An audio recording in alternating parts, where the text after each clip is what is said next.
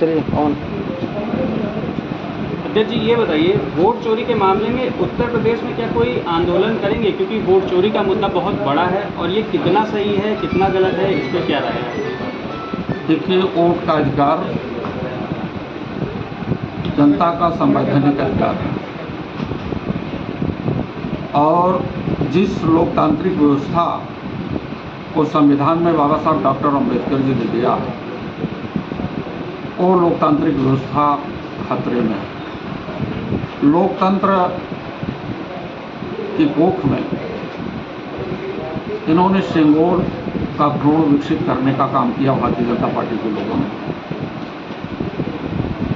और सेंगोल ये राजतंत्र और कुलीन तंत्र का प्रतीक है। राजा रानी के पेट से न पैदा हो, राजतंत्र और कुलीन तंत्र देश में न रहे, और उस लोकतंत्र के स्थान पर जो सेंगोल की व्यवस्था नई संसद में भारतीय जनता पार्टी की सरकार ने की है, वो गलत है। साथ ही मताधिकार का प्रयोग को लेकर के देश में हलचल है। सच बताऊं तो लोगों को थोड़ा सा बुरा लगता है, जब 2024 के लोकसभा के चुनाव में इसी संविधान को बचाने की मुहिम पर, संविधान बचाने का मतलब यह है कि जो संविधान में आरक्षण की व्यवस्था दी गई है, SC, ST, आदिवासी, OBC का पूरे 11 साल का शासन केंद्र और 9 साल का शासन प्रदेश, ये बताएं कि कहां पर आरक्षण का पालन हुआ है। इसलिए संविधान वेंटिलेटर पर है।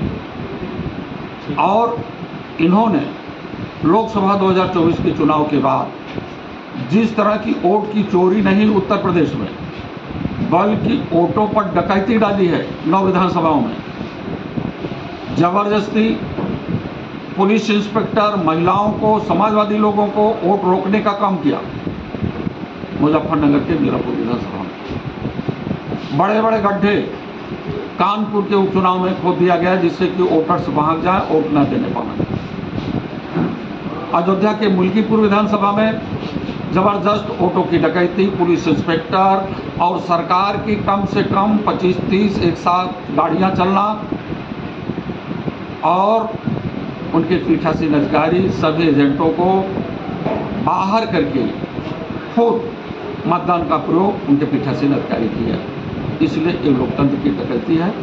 और जितना बड़ा से बड़ा आंदोलन आपने बिहार में देखा होगा, बिहार का आंदोलन एक बड़ा आंदोलन रहा, और इस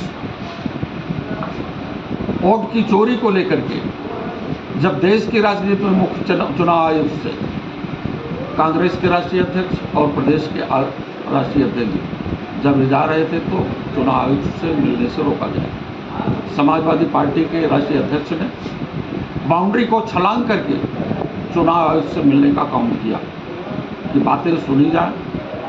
बातें जो सामने आई है, वोटों को डिसर्व करने की, वोटर लिस्ट से नाम कटाने की, तो उसको समाजवादी पार्टी के राष्ट्रीय अध्यक्ष माननीय अखिलेश यादव जी ने 18,000 वोट जो काटे गए थे, उनका विथ हलफनामा चुनाव आयोग के यहाँ जमा किया गया। उस पर क्या किया सरकार? इसलिए बाबा साहब के इस देश में उनके सपनों को साकार करने के लिए ये PDA के लोग जितना बड़ा सा बड़ा आंदोलन कर सकेंगे, उतना बड़ा आंदोलन करेंगे। दूसरा सवाल है, पूजा पाल को निकालने में इतनी देरी क्यों हुई, जबकि क्रॉस वोट वो पहले ही कर चुकी थी और CM की तारीफ भी की थी। साथ ही उन्होंने अखिलेश यादव पर हत्या की साजिश का आरोप भी लगाया। अब ऐसे में जब वो निष्कासित हो चुकी हैं, तो जो पाल बिरादरी का वोट है वो कैसे मैनेज होगा? ये आपने बहुत अच्छा सवाल पूछा। जब श्रीमती पूजा पाल जी बहुजन समाज पार्टी से निष्कासित कर दी गई थी, लगभग 1 साल से लेकर के 1.5 साल तक तमाम पार्टियों में शामिल होने के लिए चक्कर लगाया उनके दुख और तकलीफ को देख करके समाजवादी पार्टी के राष्ट्रीय अध्यक्ष जी ने समाजवादी पार्टी में केवल शामिल ही नहीं किया, लोकसभा 2024 के चुनाव में इन्हें उन्नाव से प्रत्याशी भी बनाया। 2019 में किन विसंगतियों से, किन कारणों से वो चुनाव नहीं लड़ी, लेकिन इसके बावजूद भी इन्होंने 2022 के विधानसभा के चुनाव में कौशाम्बी के 4 विधानसभा से चुनाव लड़ाया और उन्हें विधायक भी बनाया। जहां तक राज्यसभा के वोट का सवाल है, उस समय जितने लोग राज्यसभा समाजवादी पार्टी के विधायक राज्यसभा में वोटिंग किए हैं, उन सबको तत्काल नहीं हटाया गया। इंतजार किया गया कि ये अपने आचरणों में सुधार लाएं। जब ये लोग अपने आचरणों में सुधार नहीं ला रहे थे तो 3 विधायक को पहले और 1 विधायक को बाद में हटा दिया गया। श्रीमती पूजा पाल जी को ये समझना चाहिए कि जब समाजवादी पार्टी उनकी दुश्मन है तो उन्होंने दुश्मन से हाथ विधायक बनने के लिए, सांसद बनने के लिए क्यों मिलाया? जो लाड प्यार समाजवादी पार्टी के राष्ट्रीय अध्यक्ष जी ने श्रीमती पूजा पाल के साथ किया है, जो सम्मान दिया है, देश की राजनीति में उन्हें कोई देने वाला नहीं है। क्योंकि भारतीय जनता पार्टी नफरत की राजनीति करती है, नफरत पैदा करके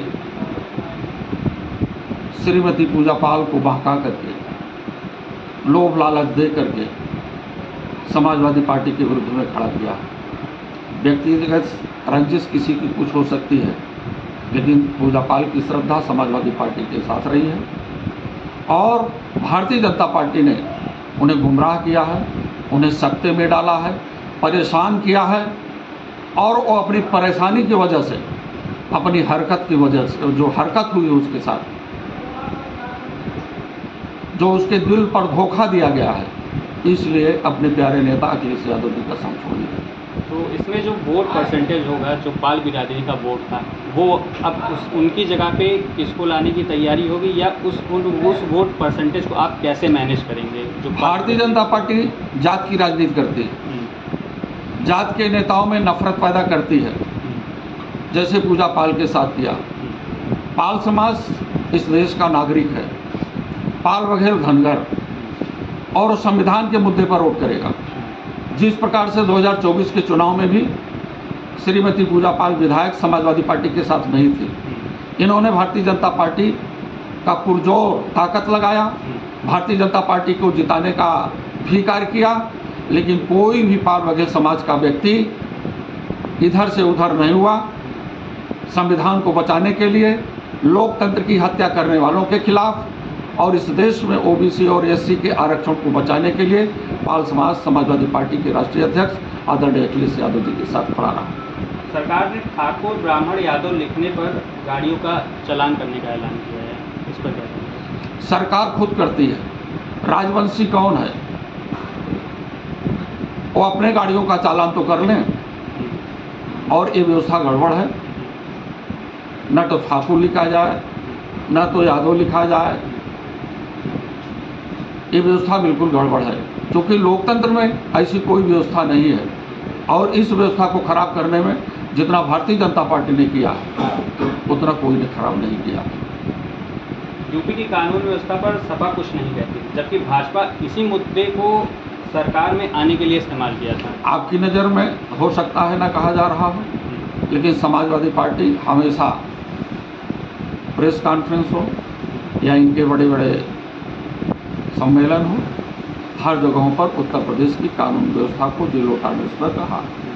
गुंडा राज्य है, गरीबों को, वंचितों को सम्मान नहीं मिल पा रहा है, आए दिन बेटियों के साथ सामूहिक बलात्कार हो रहे हैं, बलात्कारी सड़कों पर घूम रहे हैं, और जो पीड़ित परिवार है वो जेल में जा रहे हैं।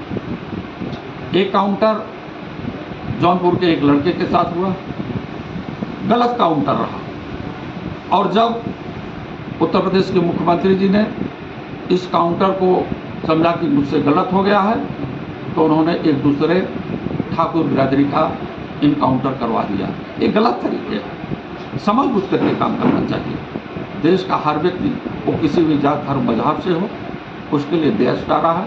जब देश प्यारा है तो उसे अपना संविधान भी प्यारा है, और इस संविधान को बचाने के लिए जो वेंटिलेटर पर गया है, उसको उत्तर प्रदेश की जनता ने ताकत दिया है। हमें उम्मीद और भरोसा है कि 2027 में और महाशक्तिशाली बनकर के ये संगठन अपने नेता आदरणीय अखिलेश यादव को उत्तर प्रदेश की बागडोर सौंपने जा रहा है। अखिलेश यादव जी से याद है कि उन पर लगातार टीका टिप्पणियाँ करते रहते हैं, तो इस पे सपा जवाब क्यों नहीं देती है? देखिए, इस प्रदेश और देश में तानाशाही सरकार,